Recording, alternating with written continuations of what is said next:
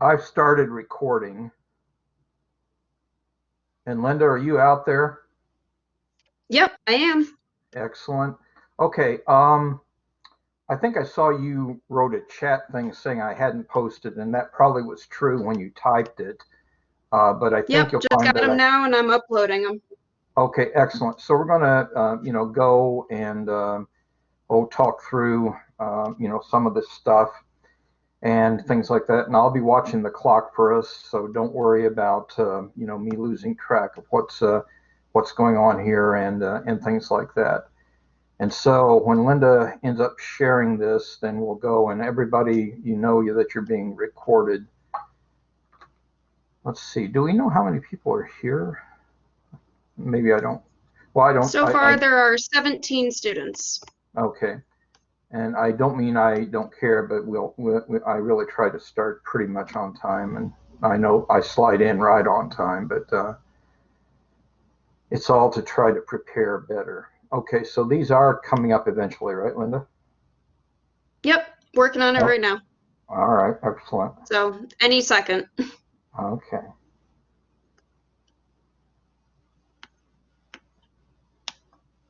Probably if I did a better job of grooming that presentation, it would. I've got a bunch of junk at the end of it that, it's just kind of left over and scraps and stuff. So that's.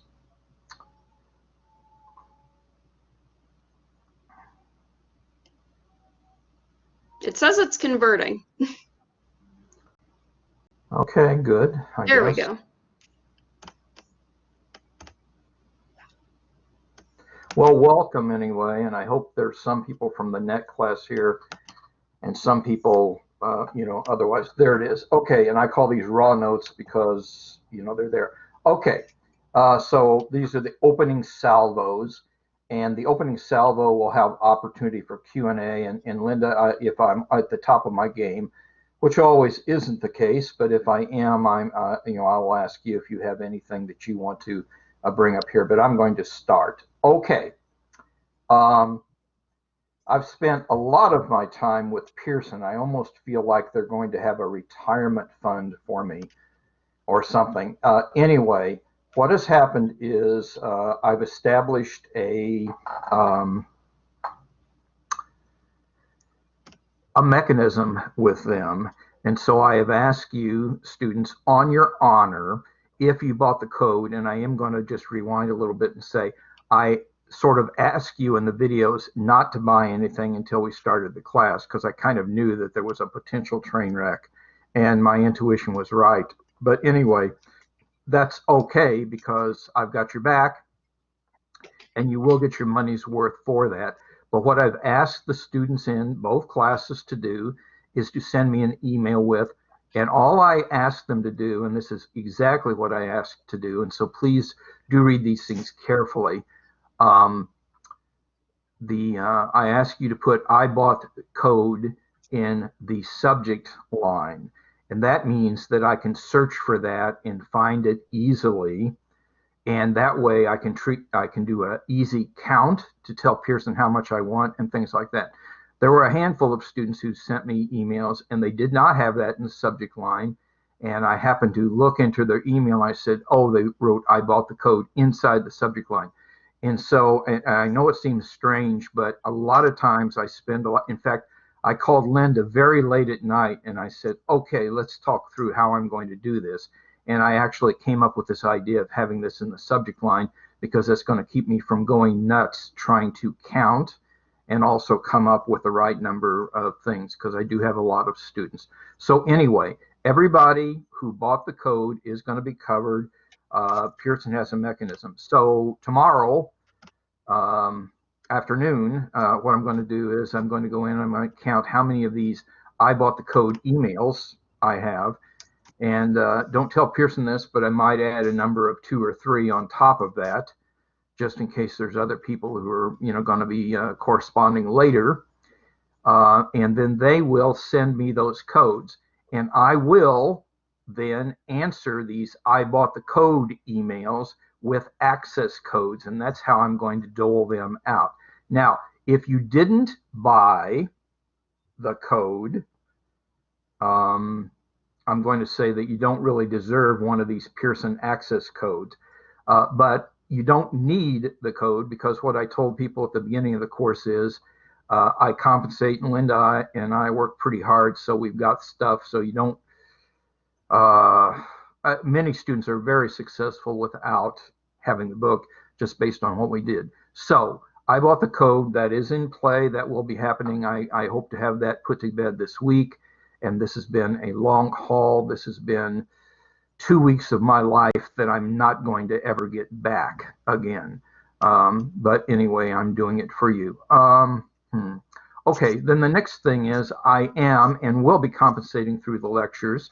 And so everybody can be fine. So you don't have to say, oh, I didn't get the code and am I going to be in trouble? No, you're not. It's, you know, so the people who bought the code are getting what they need, and the people who didn't buy the code can be fine too. Just pay attention to the videos and the lectures and so on and so forth, and you will be fine. Okay, and there might be questions on that, but the questions on that will happen later when I'm in the Q&A. Now, Linda, I am going to ask to do a poll, because I also spent probably an hour of my time today that I also will never get back. And again, I'm not complaining about it. It's my job to do this. But a couple of students wrote to me and said, hey, we used to be able to get to those videos and we can't get to those videos anymore. Well, I checked the link and they're still where they used to be. And then I called the IT help desk and I said, you know, a couple of students are saying that, and they were saying, well, gee, is this a couple of students, which is probably operator error, and that's what they were thinking. And so they asked me to you know, just point them at the help desk, and they were thinking that people were using tablets and weren't using tablets before, or bought a Mac computer, or I don't know, maybe had a Fitbit. Who knows what they were doing with that, but they suggested calling them. But I do want a poll just to find out. So Linda, would you please put a poll in the field, and the poll is going to be, one answer is haven't tried. Michaela, I'll be with you in just a bit, okay? One of the entries is going to be haven't tried. So, and I don't want to say you don't count, but your vote doesn't count because you haven't tried to do that. Another one's going to be tried and failed, and tried and were successful. And this was the lesson 16 that I assigned for you. Okay, so while Linda's doing that, I'm going to ask Michaela what is on her mind. It's about the link for the videos. I had troubles with the link that you had sent out, like just in the previous email about lesson 16, but I don't have issues when I go back to the previous emails, like from one of the first emails you sent, that those links work, but the newest link you sent does not work. I don't know. Okay, so I guess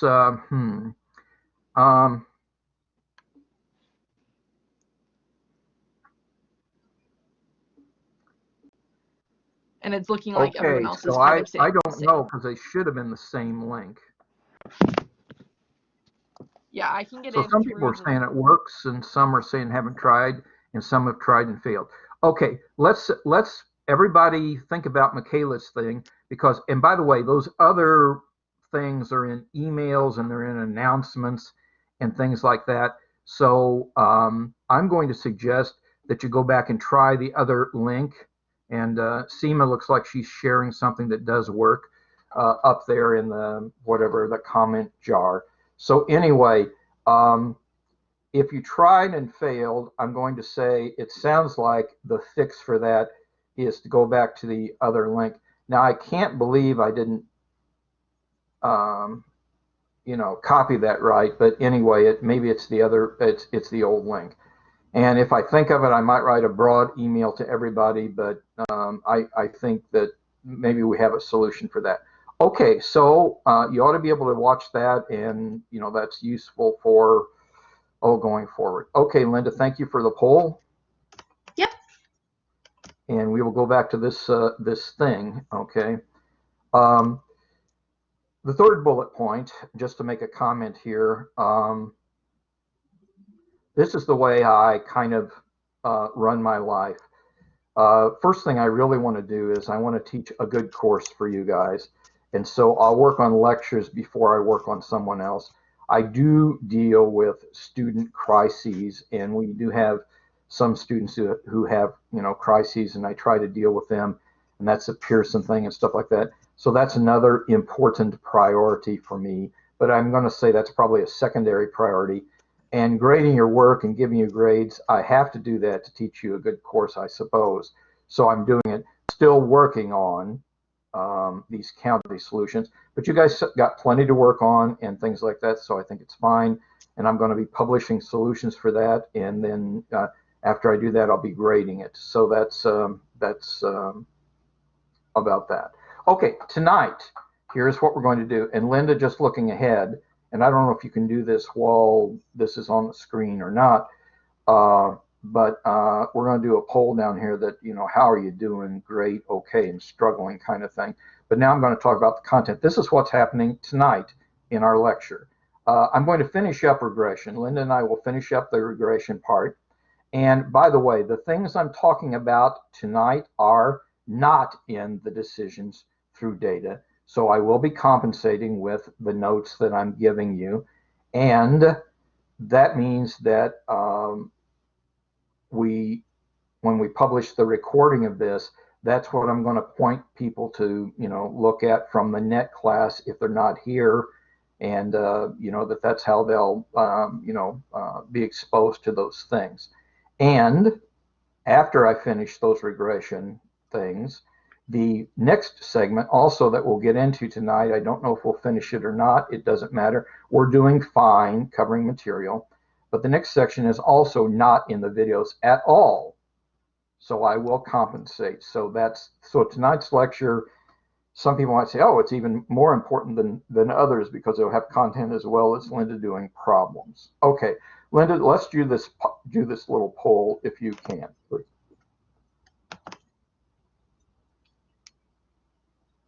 Okay, so it looks like there's, I don't know, a pile of you here. Again, we could find out, but we don't. I don't mean we don't care, but I'm just wanting to see.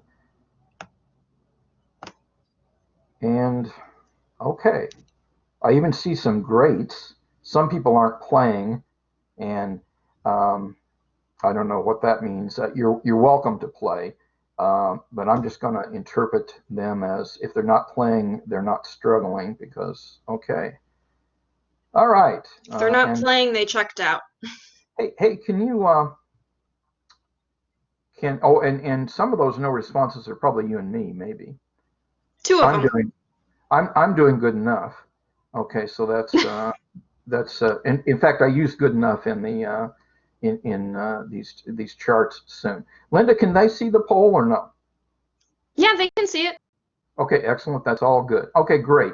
Okay, so we're finished with the poll, and now I am opening this for questions and answers. And Debbie Schultz has her hand up, I think, so I'm calling on her. And Linda, I'm trying not to forget to ask you if you got anything you want to add, but that'll be later. Debbie, or did she put her hand down? Sorry, I hit it on accident. Okay, so you're good. Okay, so any questions from the student body out there? I'm going to count to 5. Okay, that's maybe that's so good. I did have somebody ask about the assignment due in GSG. So they're asking what they were finding the causations with for the winning percentage that they're calculating.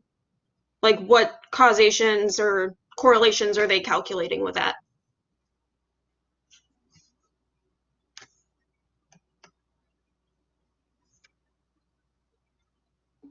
Here's what I was trying to,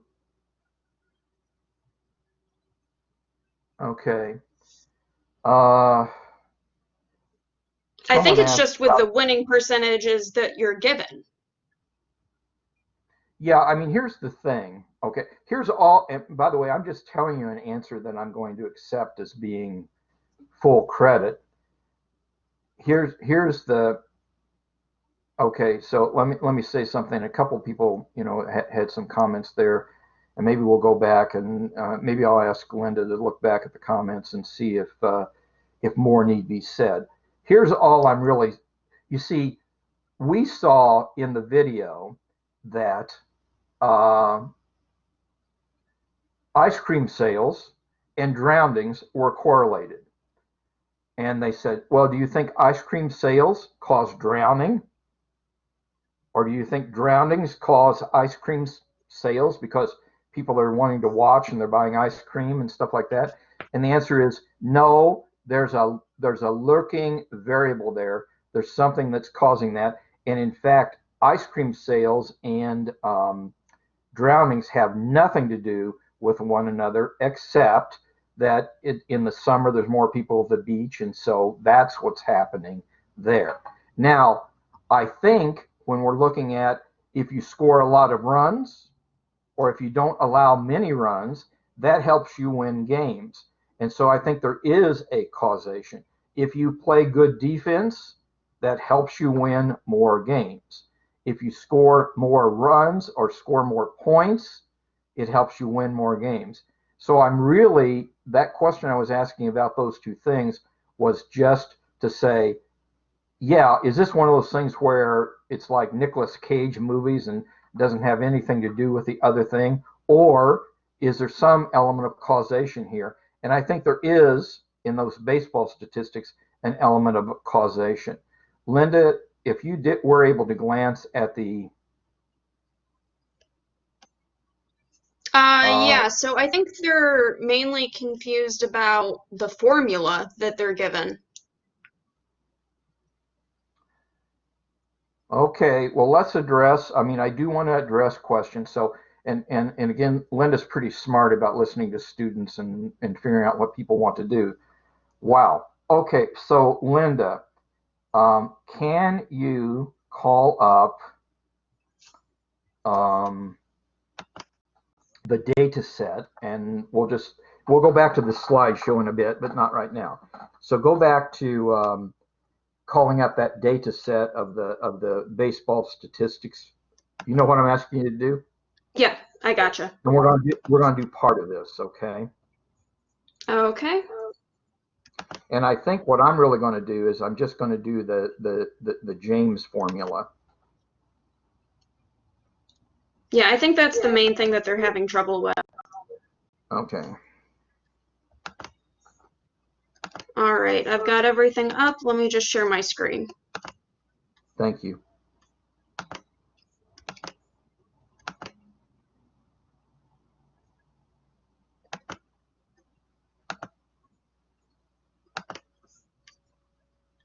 Okay, there it is. Now, and by the way, I don't know if, was that?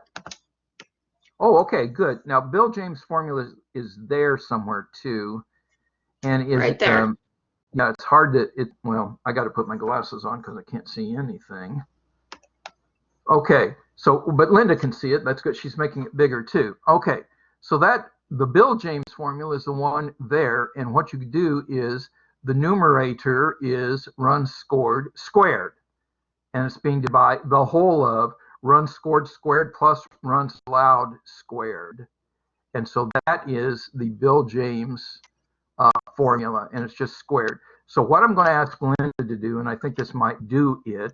So Linda, I'm going to ask you, and just call this Bill James. Or just maybe beat, oh gosh, okay. Beat has a different meaning. We can't do that. Okay, so go ahead and put James, or Bill James, that's fine. Okay, this is okay. Bill James formula. So she's going to calculate the Bill James formula for this. And Linda, I'm going to let you talk instead of me. Go ahead. So we are doing an equation. Let me double check what that was. So that is runs scored being squared. So I'm doing equal. I'm clicking on, well, actually, I should probably use some parentheses. So runs scored being squared. So I did the little caret 2. And then I'm dividing this by, I'm using more parentheses. So I have runs scored again being squared plus the runs allowed being squared.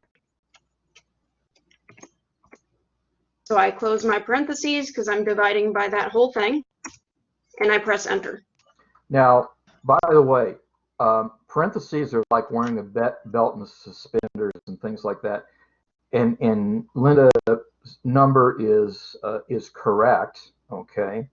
And in fact, look at this too. You see, Bill James said that should predict the winning percentage, and look at that. It's 0.469. If you round that off, that's whatever it is, 0.470, I guess, if you round it off. But anyway, you can see, hey, that's not bad for predicting that based on those statistics. And so that's how you calculate it. And I'm just saying this to Linda.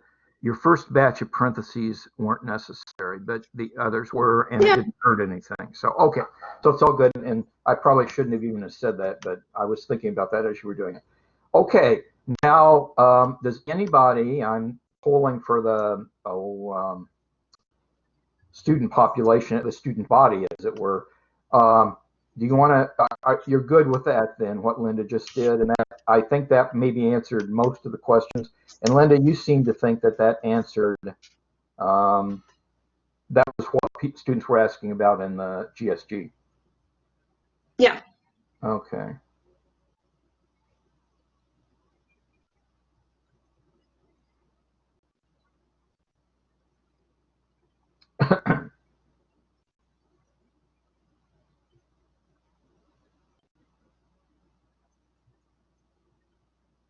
The yes just went over the no response, so I think we're good. I'm going to declare we're good.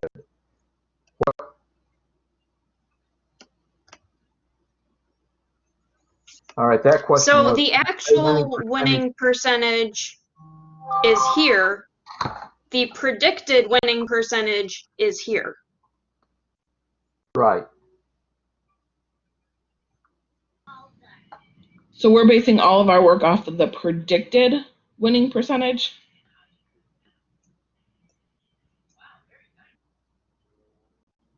You're calculating the winning percentage, but you're comparing it in some instances. When I'm asking those questions about lucky or not, you're comparing it to the win-loss percentage column.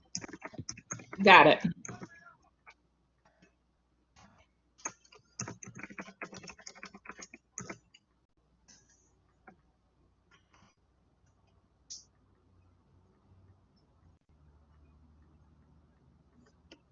Okay. All right. Okay, so I think we're, yeah.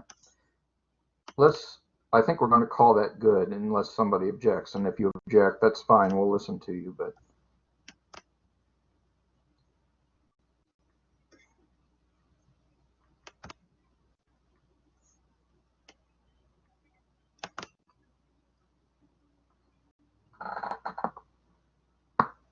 Okay, so one person's not good. Please ask your question if you can.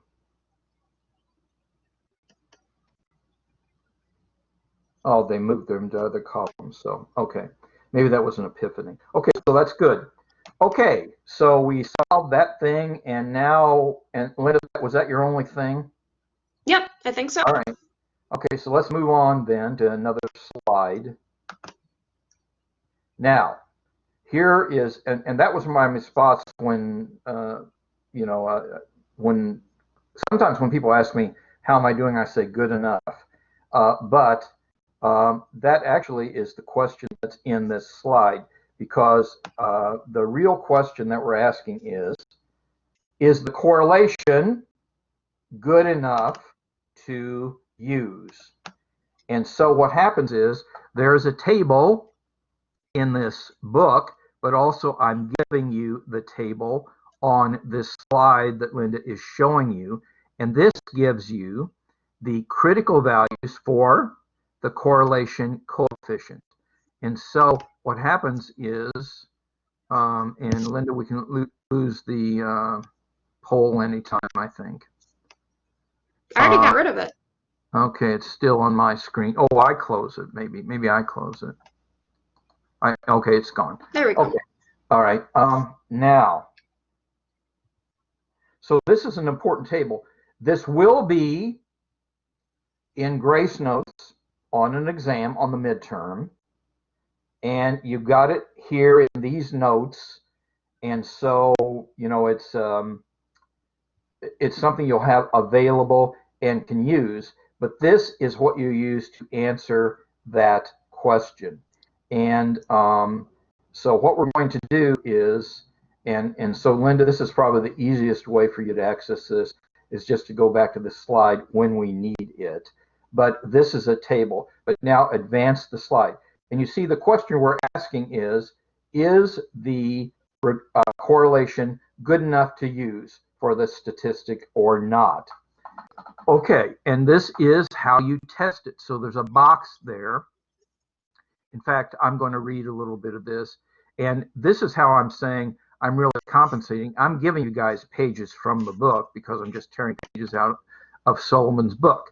But here, determine whether a linear relation exists between two variables. Said in Jim Bradley language, that would be, although I'll probably use this more formal language, is it good enough to use the linear relationship? So I'm reading a little bit just there. So a question you may be asking yourself is, how do I know the correlation between two variables is strong enough for me to use the linear relationship, to think it is good? Now, there is a very rigorous test that I teach in the other statistics class that we do, but we're just going to have a simple comparison test here, and here is what it is. Step 1, determine the absolute value of the correlation coefficient. And Linda's going to go over that in other words, which is right over to the left of that, Linda.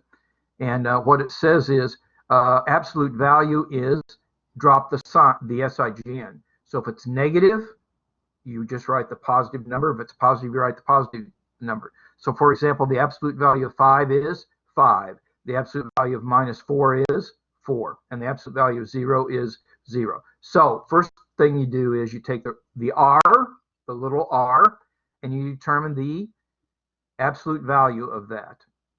Then step 2, you find the critical value in that table from Appendix A. And that will be in your grace notes when you take an exam, and so you have access to it and everything else. So that will be good. So that is step 2. And then step 3 says, if the absolute value of the correlation coefficient is greater than the critical value, then it is good enough to use. And that means we say a linear relationship exists between the two variables. Otherwise, you say no linear relationship exists. It's not good enough to use. Okay? And then it says another way to think about that is that you have critical values that are in the table, and you have negative critical values and positive critical values. But if your absolute value is less than the critical value, then there's no linear relationship. And if it's bigger than, it's good to go. Okay? And so, and we're going to use this later, and we are going to do an example of this. Okay? So we'll come back to this. Okay, so that is something that's new, and that wasn't in the videos, but it's for you in this course. Okay, so Linda, advance the slide again, please. And we did talk about R squared, and this is, and I pretty much said this, but the definition is the coefficient of determination called big R squared measures the proportion of the total variation in the response variable that is explained by the least squares regression line. That helps tell you how good is your regression line. And Linda's going to go over to this thing where it says, in other words, and I will read it.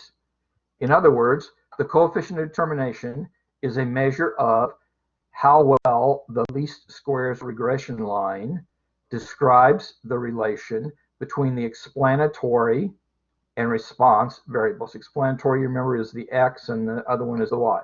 The closer R squared is to 1, the better the line describes how changes in the explanatory variable affect the value of the response variable. And since when you square a real number, you always get a positive number. It is never negative.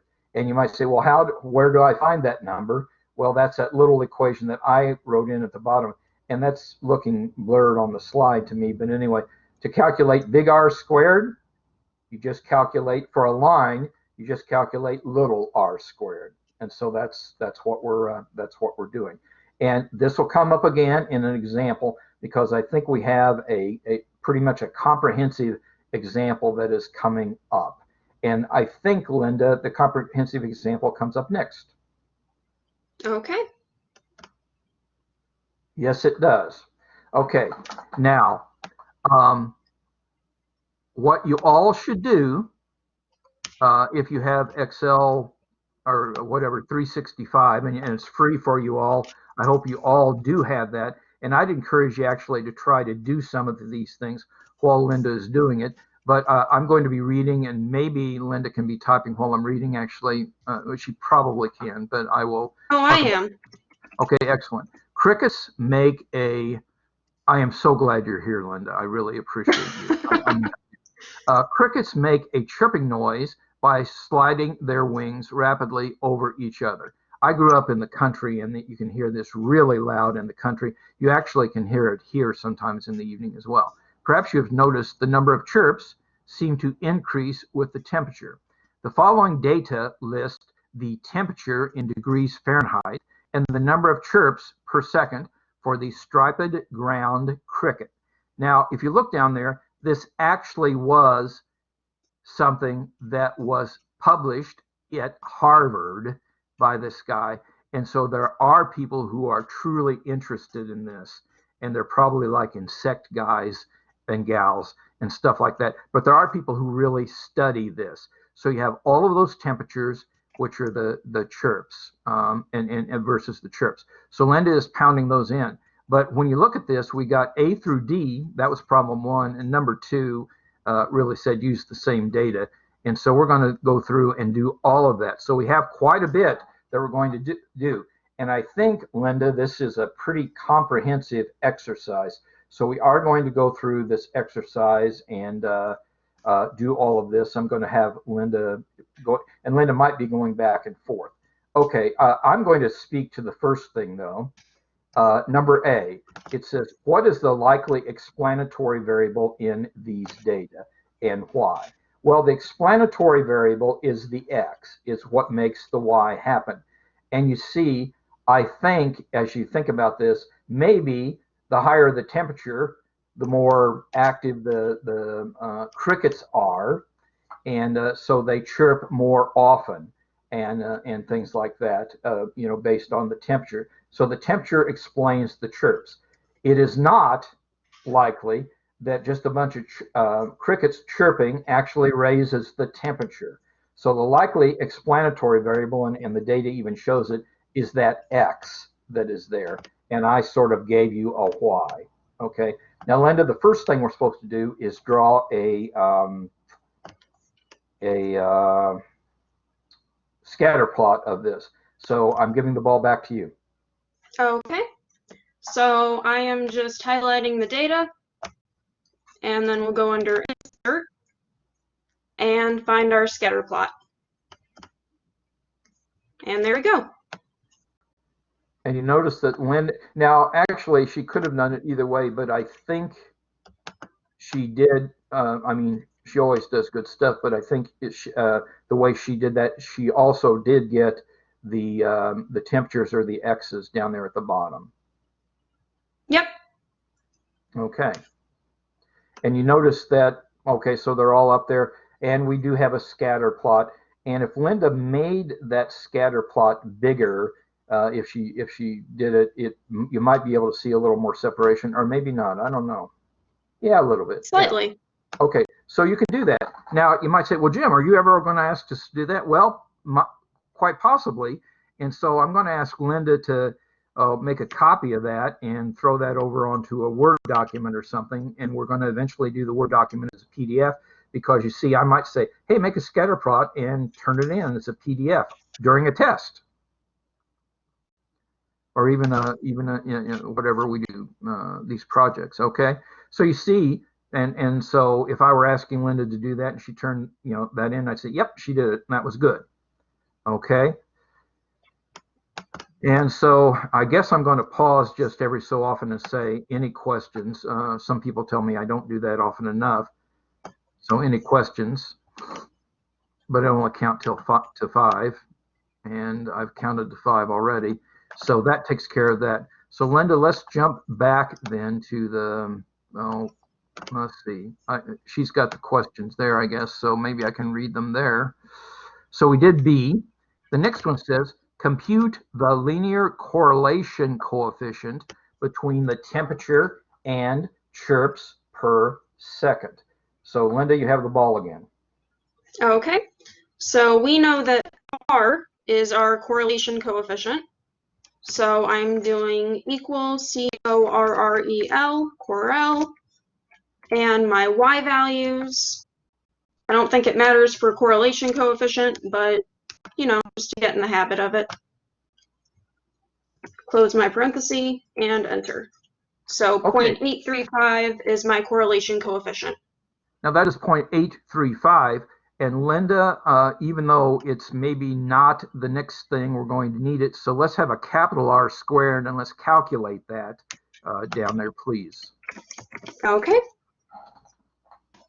So I'm doing equals. I'm taking that number that I just got and squaring it. And of course you see and some students actually find this amazing. Usually, often, if you just take a number and square it, a lot of times it's bigger, but that's never true if the absolute value of the number is less than 1. And so that's the reason R squared went there. So that means that almost 70% of the variation is explained by the temperature.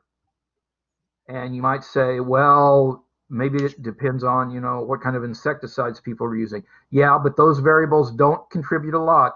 This gives you 70% of it, and often that's not really bad from a research point of view. In fact, I think this guy is probably saying, the researcher was probably saying, yeah, it's mostly the temperature that causes this to happen. And so that's what we have doing. And that question will come up later, but it hasn't come up yet, but it will. So we're thinking about that. Okay, so we've done A, B, and C. And then it says D, does a linear relation exist between temperature and chirps per second? Now I'm going to turn it back to Linda, but she's now going to have to use that table.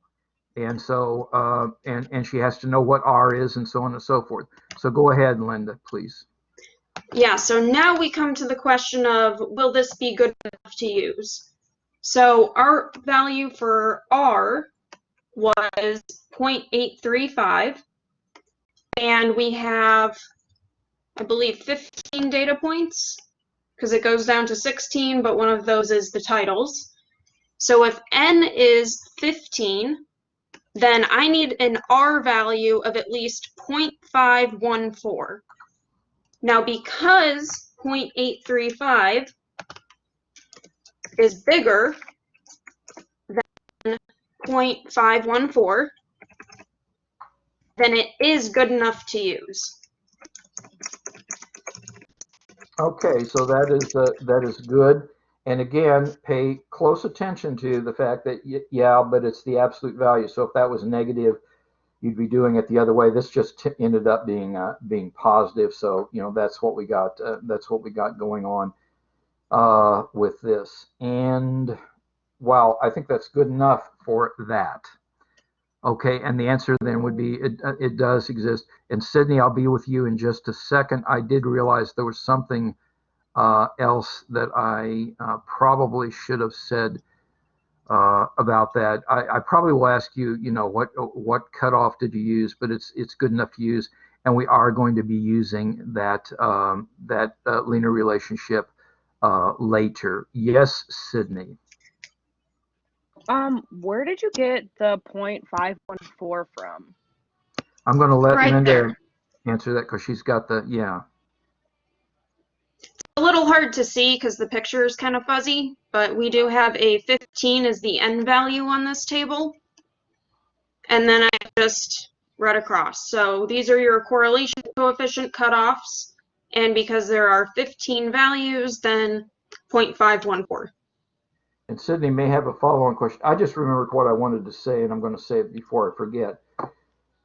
When Linda said there were 15 of those, of course, she was right, but she was talking about 15 pairs of data.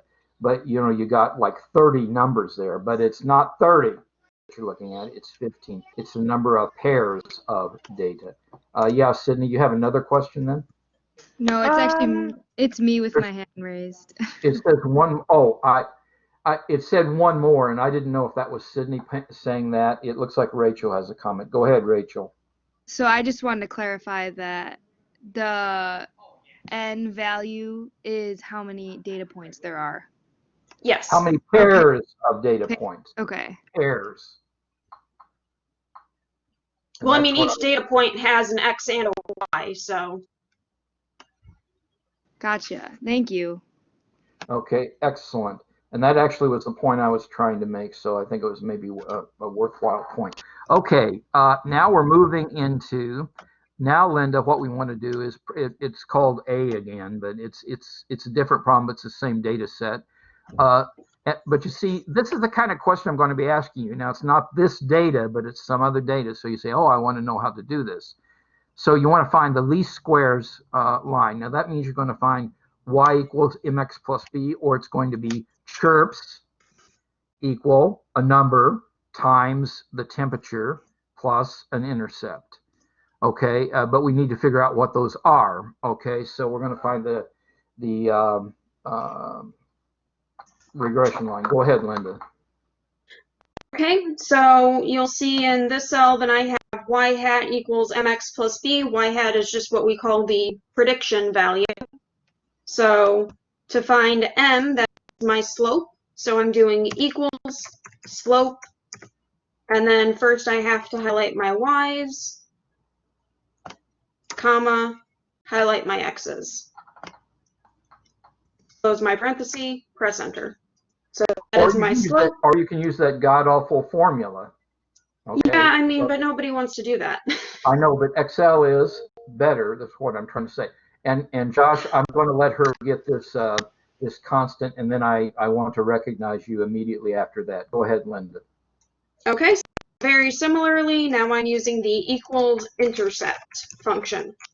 So open my parenthesis, highlight the y's, comma, highlight the x's. Close my parenthesis, and there we go. Okay, now we're going to pause just for a second, and I want to hear from Josh first, and then you know, there was a question, Linda, about talking about how you got the M again. Yes, and I'm calling you Josh. Does that offend you? I don't want to do that. No, Josh is good. Okay, great. Go ahead, Josh. My question is, for the slope, you did the y first and then the x. Does it make a difference? Yes, It does. Because you see the program. I'm not trying to trample over you, Linda, but yes, it does, because you see you're trying to figure out y hat equal mx plus b. Now on the correlation coefficient, it doesn't matter because you'll get the same thing. But here, what we're doing is it makes a difference which one was explanatory, because it's y hat equals mx plus b. So it does matter, and the program asks for that. And if you actually use the dialog box, Linda's not doing that just because she remembers how the formulas are, but if you use the dialog box, it will ask for that. In fact, Linda, that might be a useful thing to do, and then go back and show there was a question about where did the M come. So just do the M and the B again, if you will. Okay. So if I search for slope using the function, then it actually pops up and it asks me which one is the X and which one is the Y. So once again, I can fill those out and then just switch whatever field I'm filling out. And then I can hit OK. And it will pop up with the same answer. So Josh, you see, it does make a difference, and I think I'm hoping anyway that you're clear about why it does, because we're trying to get y equals mx plus b. Yeah, definitely cleared up. Thank you. Yeah, Okay. so you may remember actually from algebra that this is the change in y divided by the change in x. So order matters. Yep. Okay, and Linda, just review one more time because there was a student that said, how did you do that? And I know you did some of that, but can you just real quickly for that student, because I think it's still, the question may still be pending. So where did the M and B come from again? So the M and B, M is the slope, so I did the equals slope function. And the B is the y-intercept, so I did the equals intercept function that you can see on the function bar up here.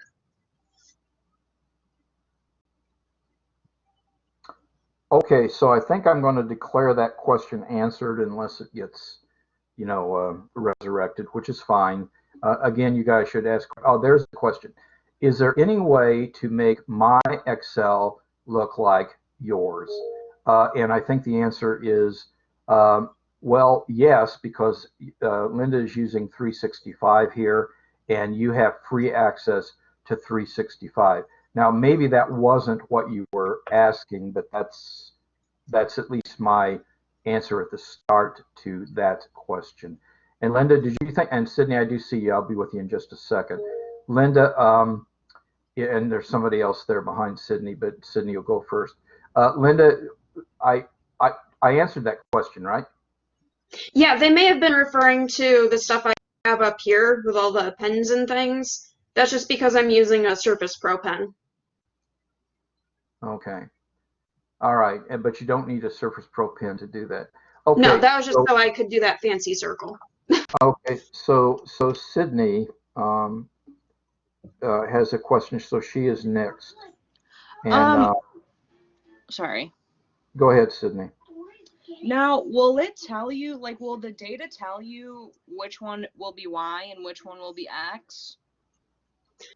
Well, that actually was the very first question that we asked. So if Linda will scroll up there just a little bit, the very first question we dealt with was, what is the explanatory variable and what is the response? They didn't say that, but the other one's called the response variable. And so, yes, that question was asked, and sometimes you have to figure it out. And so I might ask you that question, and you have to figure out, okay, so which one is it? Sometimes that's not an easy question. I'm going to claim that it's easy here because of the reasons that I said. The temperature influences how much chirping goes on, and it's not the chirping doesn't make the temperature higher. Sydney, are you good? Now, can you repeat why? So the question is, which one is causing the other? Okay. Is the temperature causing more chirps, or are the crickets chirping so much that the temperature has risen? Okay. So because the temperature is the explaining factor, then we call that the explanatory variable. Okay. And then because the chirps are then responding to that, then that is the response variable. Okay. Thank you. And back in your algebra days, I didn't turn that off. I should have. But back in your algebra days, you talked about those being the independent and the dependent variable. X was the independent variable because you picked X to figure out the Y.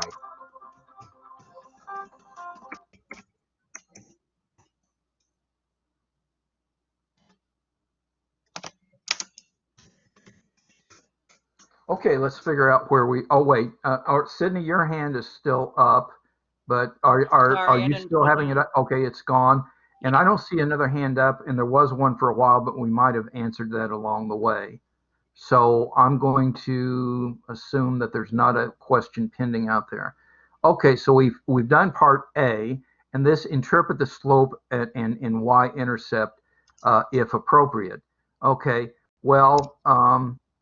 So the slope means for every degree, this is just what the slope means. For every degree in temperature, you get, let's see, what is that? 0.2, you get a fifth of a chirp. Okay, and the intercept says, oh, gee, if the temperature were 0, you would have, and Linda, that's minus, right? Yeah, that's negative.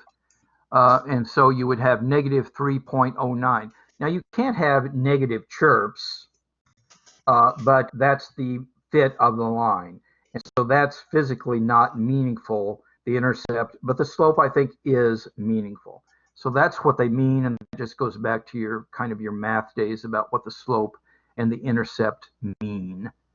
Okay, and then Linda, let's see, what's the next question? So we're predicting. Okay, so predict the chirps if it was whatever that number is. 83.3. Okay, so Linda, you got the ball. Go. So if my new value for the temperature is 83.3, then all I'm doing is plugging that into this formula. So to do that, then I'm doing equals. I'm taking m, so the value that I got for our slope. I'm multiplying that by my new x value that I'm trying to predict for. And then I'm adding my intercept. I press enter.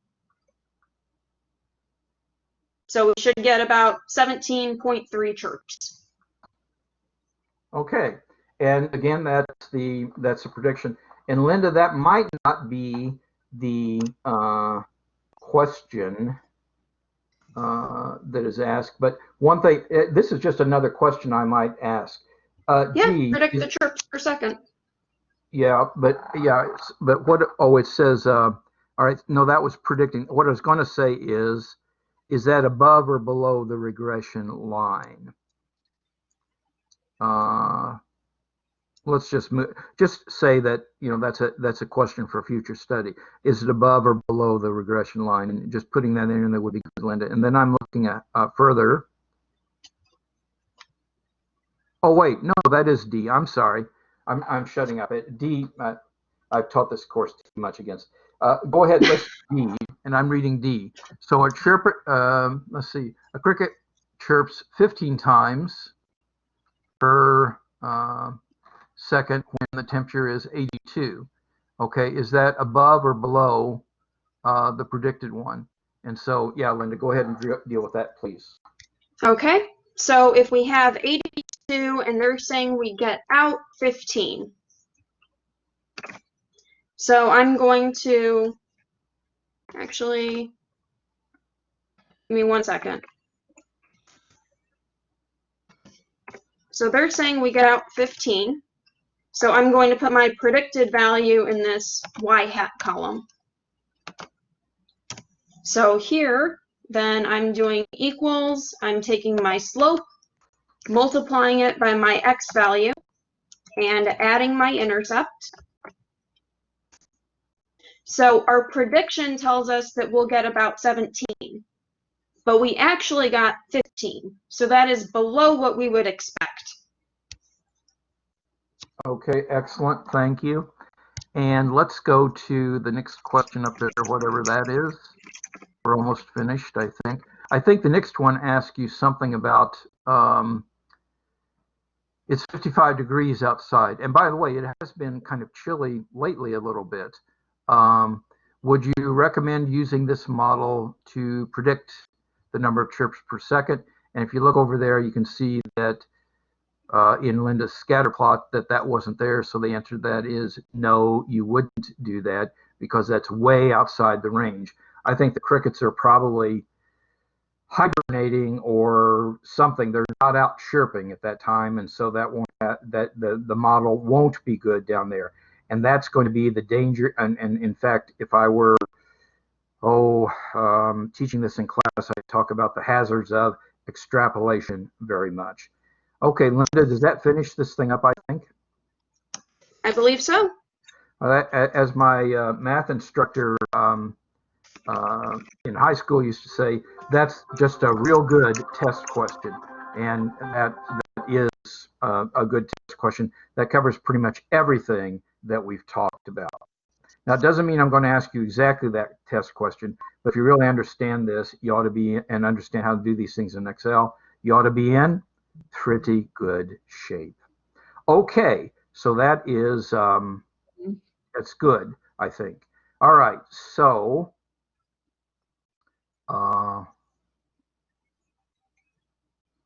let's, Back to the PowerPoint. yeah, that's a great idea.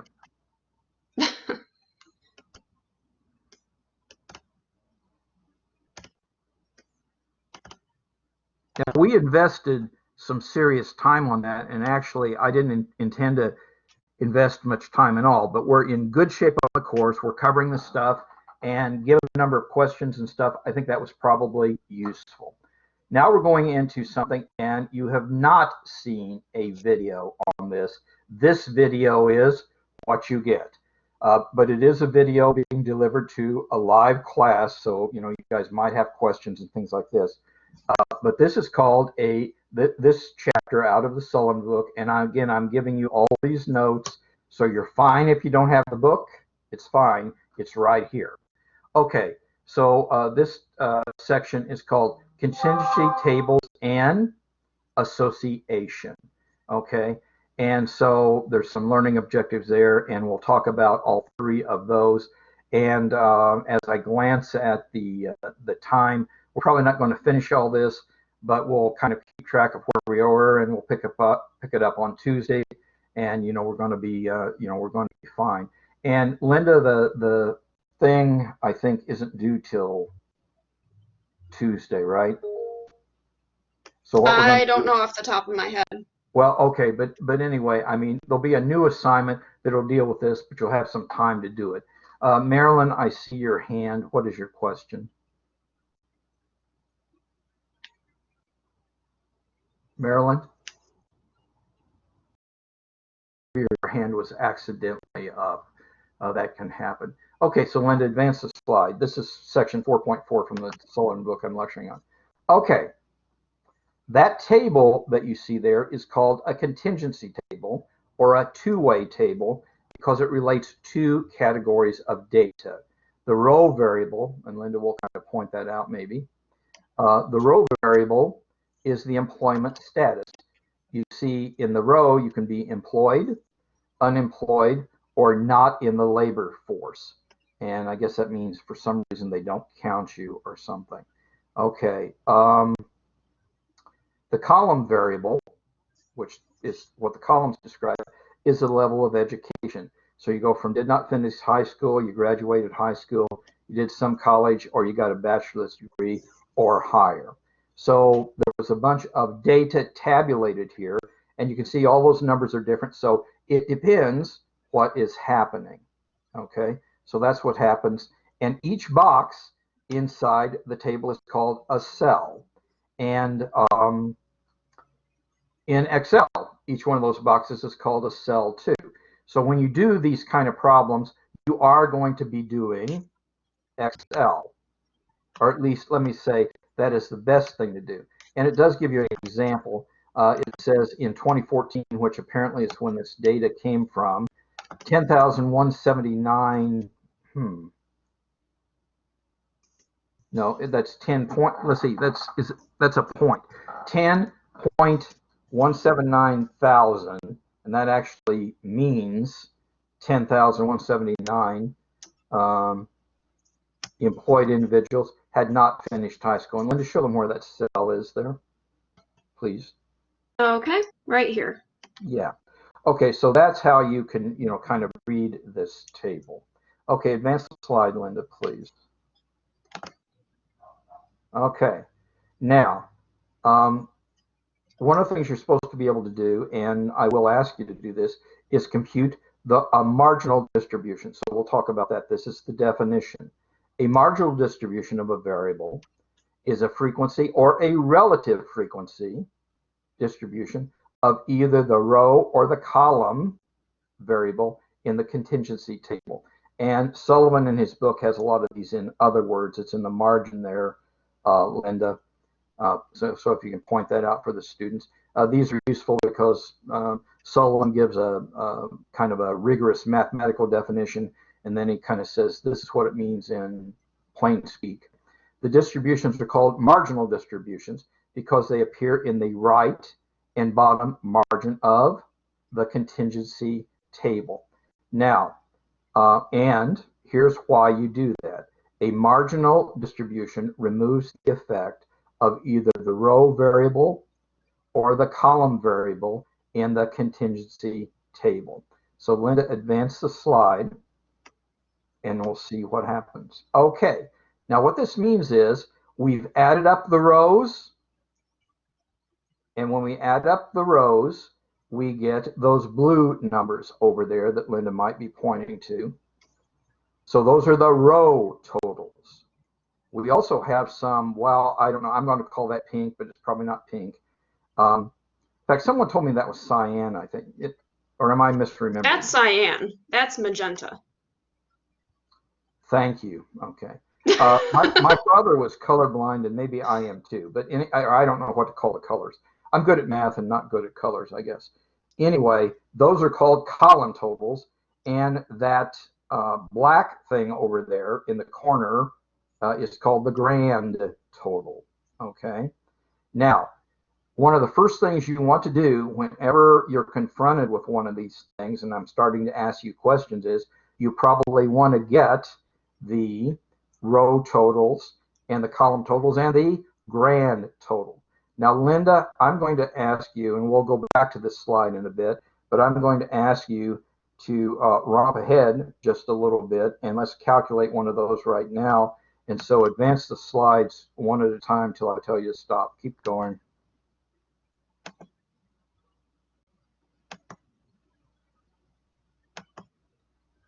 Keep going. I'm sorry. I'm hoping this is a good thing. I think it is. Here. Okay.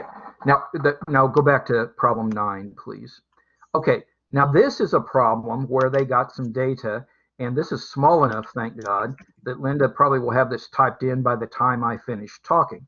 But what we're going to do is we're going to compute A, and we may or may not be doing exactly what it says there, but we're going to get those row totals and column totals for this little spreadsheet using Excel, and then we're going to have, then we can talk about, the marginal frequency distributions. I guess we are doing what it says. So what we're doing then is we're doing part A. We're actually constructing a frequency marginal distribution for this data. Okay, so Linda, whenever you got that typed in, and I would encourage the students to type this in too, so they can actually be mimicking your keystrokes. All right, give me 1 second. All right.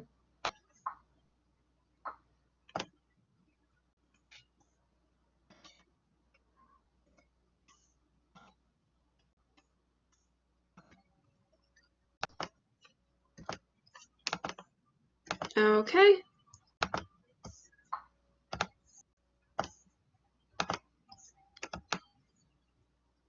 All right. So there it is, and Linda, you have the ball. Go ahead. Okay. I think that was, I was starting to type up the other one while you were talking. And this was independent. Yeah. You did. I'm sorry. I didn't intend to do that. So first thing we want to do is figure out our totals. So all I'm doing is equals sum. And then I'm highlighting everything in that column.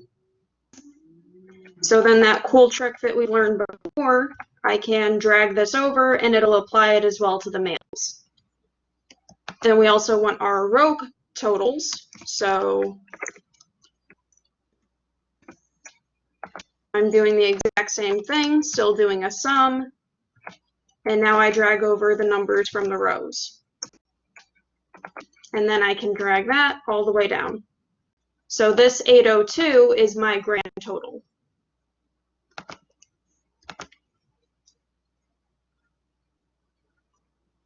Okay, thank you. And that's good, and that's all there is to that.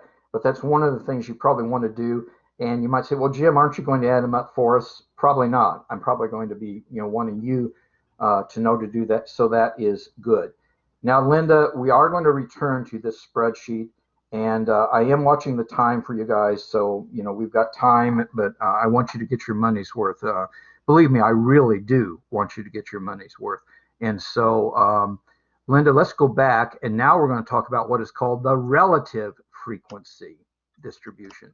So Linda's going to go back more or less to the slides where we were. Okay. But we've done that once now, what we just did.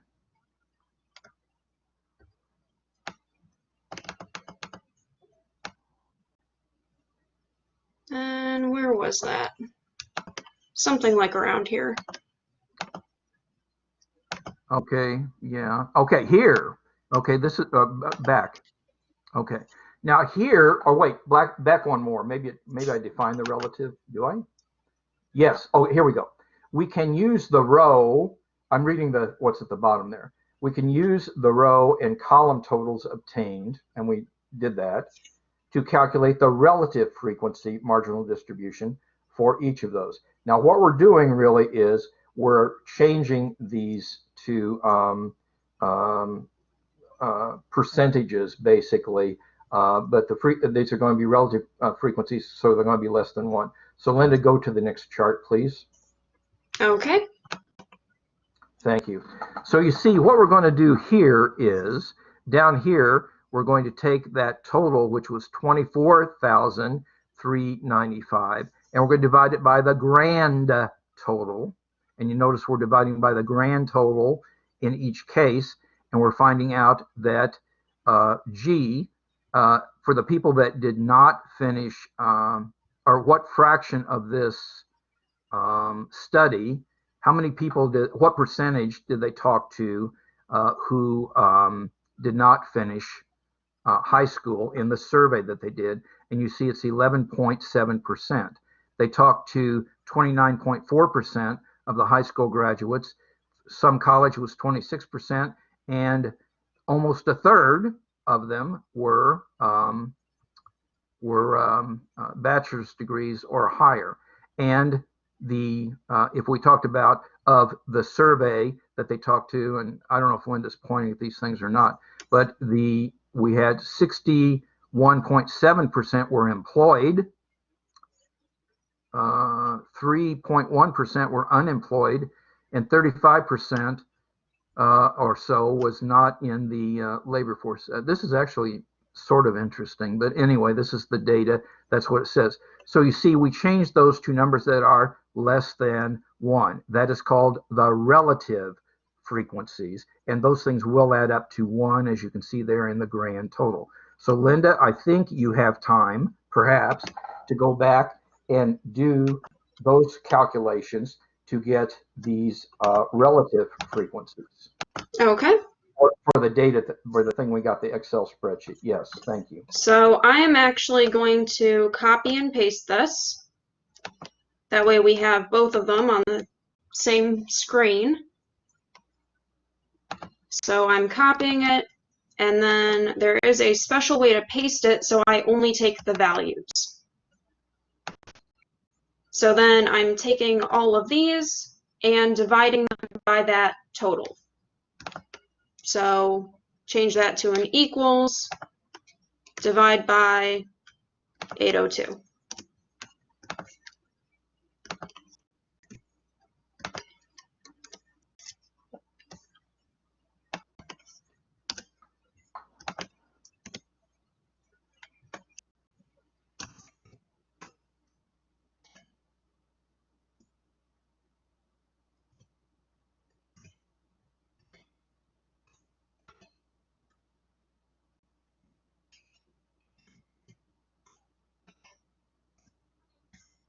And of course, 802 divided by itself is 1.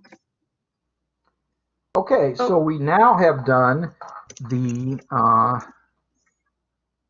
relative frequencies, and you see, and let's just look at this. So of the study we did, 50.4% of the people that were surveyed were women, and 49.5% were men.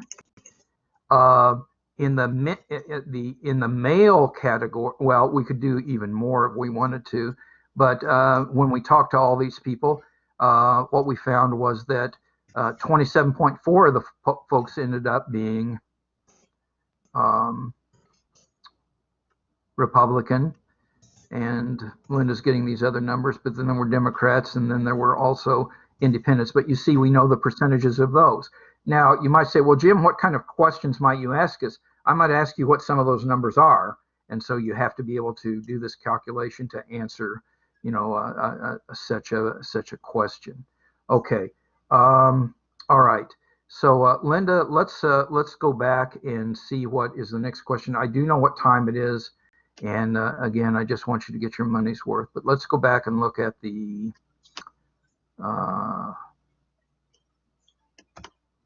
slides. Yeah.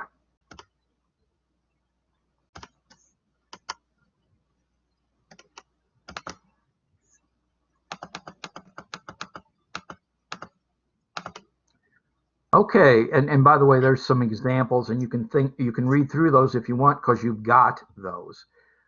So let's go to then the next slide, please. All right, now the results there were only partial. In general, we can create a relative frequency distribution for each value of the explanatory variable. And so that means you can construct a relative frequency distribution for individuals who did not finish high school and so on. And what we're going to do is we're going to go in there. So I'm going to define this then. This is the definition of a conditional distribution. A conditional distribution lists the relative frequency of each category of the response variable given a specific value of the explanatory variable in a contingency table. Okay. So let's go then to the next slide. And what they're really saying is, in this, they're saying your employment status probably depends on your level of education. And so that's what they're looking at. Now, we're going to talk about this a lot more next time, and we're going to compute these. And maybe, Linda, you can help me remember that we were at contingency distributions, but I think I'm going to probably be able to remember that. And so I'm about ready to sign off. I do have office hours at 7:30, so anybody who wants to come to the Zoom thing is welcome to. And again, if you don't show up, I won't be lonely. I have plenty to do. Now, more than ever, time is precious. Each day must count. Do the math, it'll make you strong. And now, more than ever, take care of each other and of yourself. God bless you all, and we're done. Thank you.